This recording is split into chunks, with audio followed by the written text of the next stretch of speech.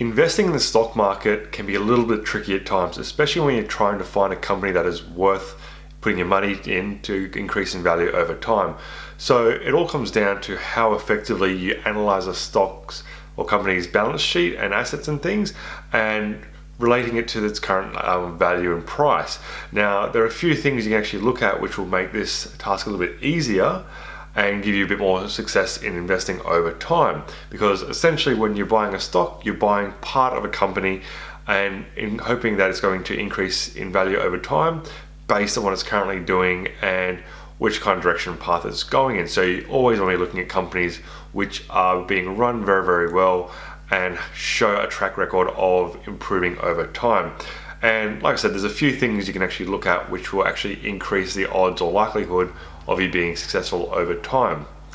Welcome back to the channel, everyone, with myself, David, Millionaire Incorporated, where I like to go through topics of personal finance, wealth creation, investment, and just some general topics on self-improvement. Now, if you're new to the channel, guys, don't forget, smash that subscribe button, drop me a like, let me know what you think of the content I'm creating as well, and I'd like to hear back from you with any feedback. So let's dive into today's video. So as I said in the intro, we're just going to go through and kind of go through certain things that you can actually look at when analyzing a company's stock and balance sheets and things to give you a higher probability of being successful over time. Now remember, I'm not a financial professional. If you need personal financial advice, go seek out a professional and get them to kind of tailor your investment strategy to your needs. Everyone has different needs when it comes to investing, so always seek professional advice. This video is literally just for entertainment purposes and education. So let's dive into the video.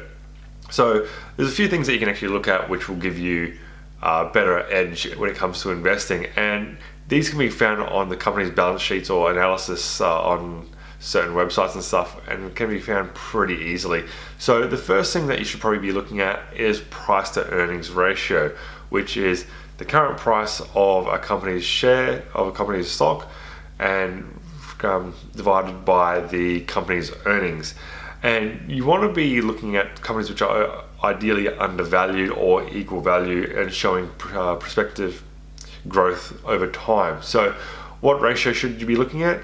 Now, historically, companies have a PE ratio of about 15, so that's pretty much based at fair value. So ideally, if you can, you want to be getting it underneath that 15 times multiple of that price to earnings ratio of that company.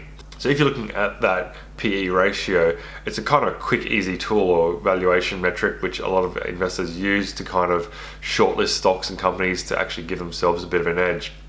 From there, you're going to start kind of diving into the company a little bit more. And one of the things you're going to be looking at from here is you want to see an increase in the company's profit margin over time. You want to be making sure that company is not just making money in revenues, but actually increasing its margin of profit over time. Now, there's no fixed number for this. Sometimes it can just be 1%, 2%. You just want to see that the company is actually profitable over time and they're not just losing money over the long term.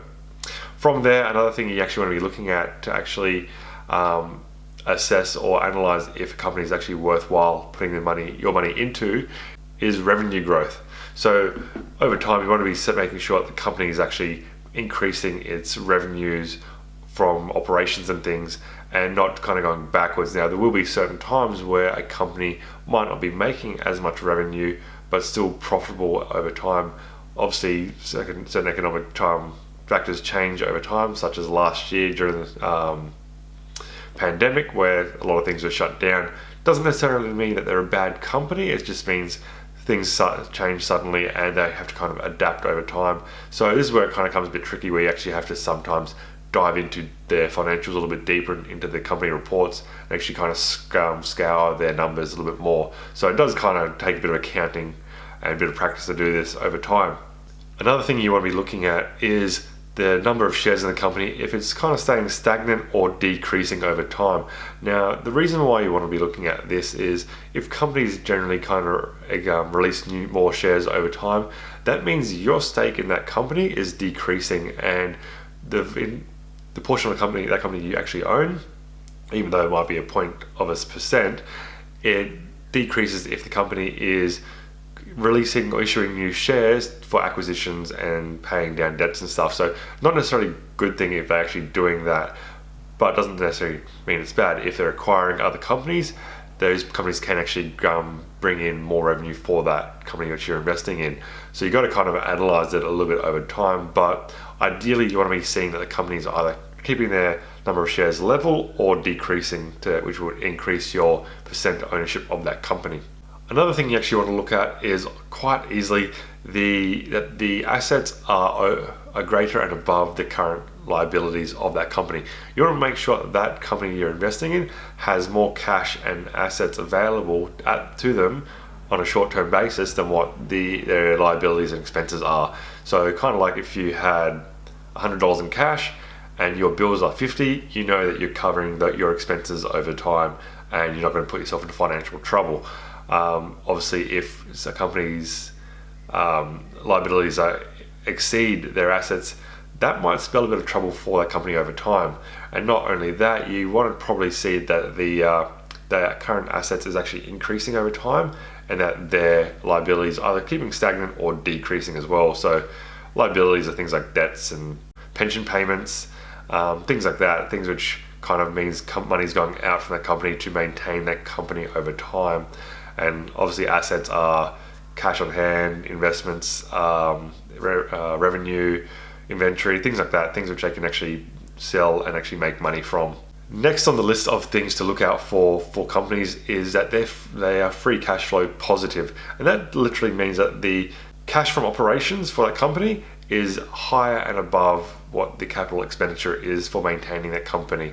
So it pretty much means that their sales and revenues and stuff like that is higher and above what they're expending to maintain that company or grow that company over time. Obviously, sometimes it might be a bit even depending on what kind of company you're investing in. They might have a higher capex to increase the growth of the company, to acquire more customers, to bring in more revenue over time. So that's more so on newer companies where they are trying to grow rapidly.